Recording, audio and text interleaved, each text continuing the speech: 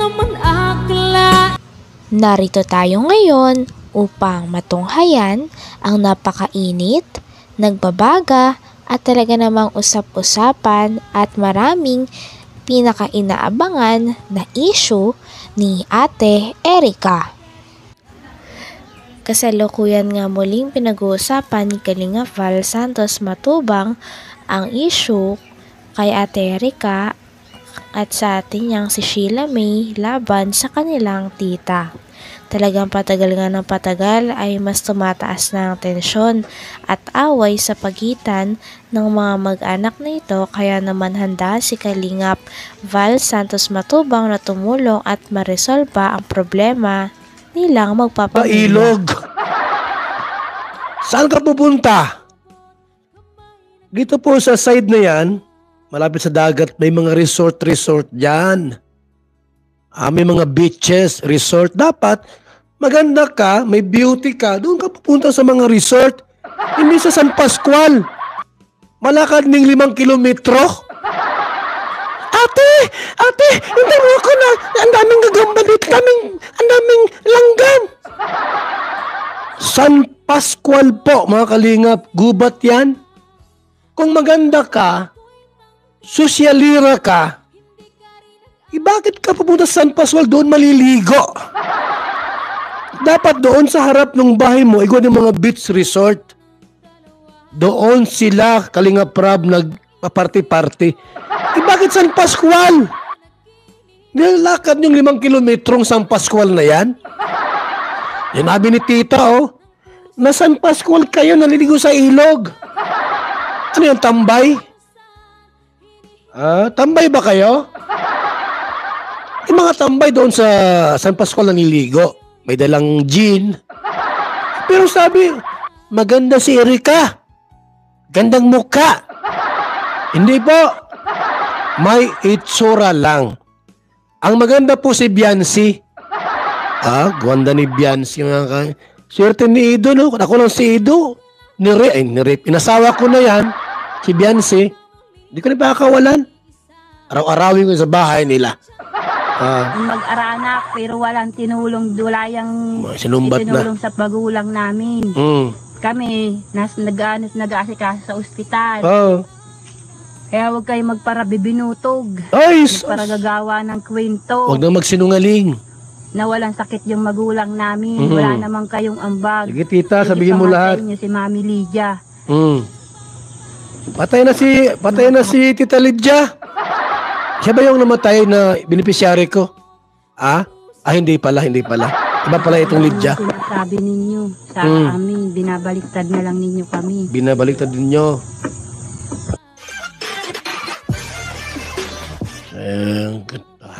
Saman si Kapidongski. Ba't mo agad pinutol? Patuloy pa rin pinag-uusapan ni Kalingap Val Santos Matubang ang tita ni Ate Erica na nagsasabi ng mga sikreto at iba pang bagay laban kay Ate Erica at sa kanyang ate. Ito ay dahil magkagalit nga ang magtita dahil iniwan nila Ate Erica ang kanilang pamilya at hindi na nito tinutulungan ng kanilang lolo at lola na talaga namang nagpalaki sa kanila pagkatapos silang matulungan ng ibang mga sponsors. Ninyo sa amin, binabaliktad na lang ninyo kami. Binabaliktad ninyo.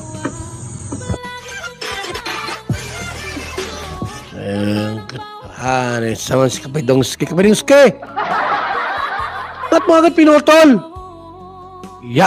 Bag doy hanan Butol ba kaya yung Kapidongski? Ano sa? May parto? Bag doy hanin taong. Putol man mo ng vlog. Urot na Kapidongski. Wala na Akala ko wala nang nag-ads. Wala na, putol na. Sabihanin Kapidongski. Pasaway Kapidongski wala na, day. Hindi ka nagpaalam. Dapat, mapaalam na ako. Bye-bye, goodbye. Thank you for watching. Putol, abila ko nag-ads. Waman di ads ni. Putol na po. Buguyang pidig po. Kapidong script po, oy. Ito po si Bupil mga kalingap, gumawa ng reaksyon.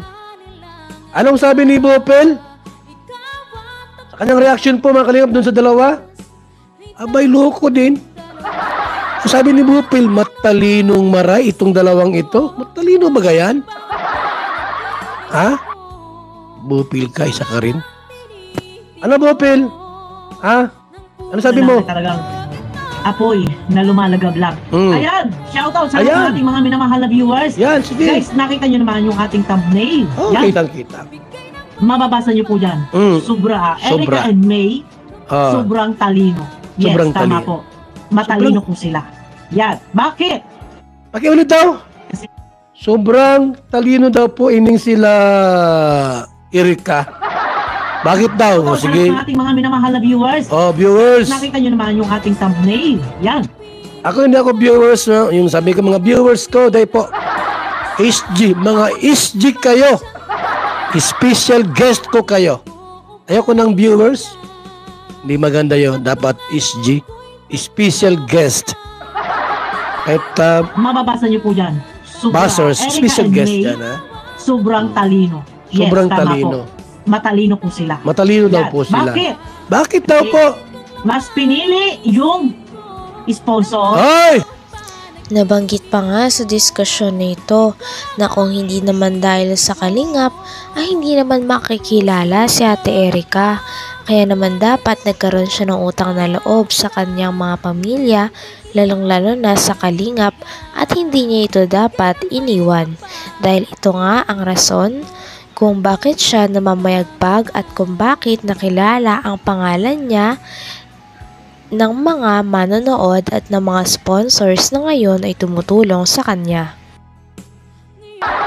Yan ang gamot sa Makating Ayaw Lamunan. Hotdog. Di umano yung priority pagdaan. So ito na, ibinunyag ni Tita. Sus. Yun naman pala. Yung pala may connection. May koneksyon. At sabi nga ni Tita, ayan ang kaut-utang labi. Kaut-utang labi. Sa makatuwid, ay totoo na may komunikasyon si sponsor. Yan. Kung hindi dahil sa kalingap, hindi makikilala hindi sila Erika at hindi sila magkakaroon ng sponsor. Dapat yun ang nasa utak natin. Dapat ganun tayo. Angels. Kalingap Angels. Hindi ka makikilala kung wala ang kalingap through Kalingap Rab. Ilagay nyo sa mga utak nindo.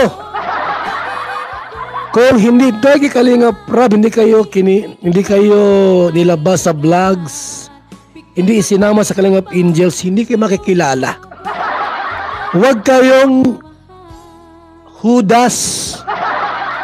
Nagka-sponsor kayo. Sino may gawa niyan? Kalingap Rab. Ba't kayo sumikat sa Kalingap? Kay Kalingap Rab, siya ang nagpapakilala sa inyo. Huwag kayong manghudas na, uy, andyan yung sponsor. Alis tayo ka Kalingap Rab. Yes. Hudas yan. Mga hudas kayo. Di ba? Bakit? Ganon. Sa madaling salita ay nasungkit, nakasungkit ng panty. ng sponsor. Ay, Pinili alak panty. si sponsor. Isa sa nagbablog. Di ba?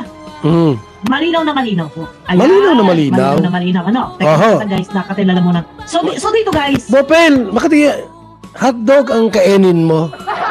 Huwag yung prito ha, huwag yung pritong hotdog. Yung hilaw, yun ang kainin mo, yung hilaw. Huwag mong pritosin, hindi ko sinabing pritosin yung hotdog. Kasi yung mantika po, hindi pwede salo yan, lalamunan. Dapat yung hotdog mo na hilaw ang isubo mo, Bopel. Ubusin mo lahat yun. Mawala yung kati mo. Promise.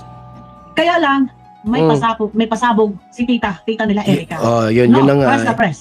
Na panoorin nyo yung aking upload kagabi and nandiyan naman sa intro natin.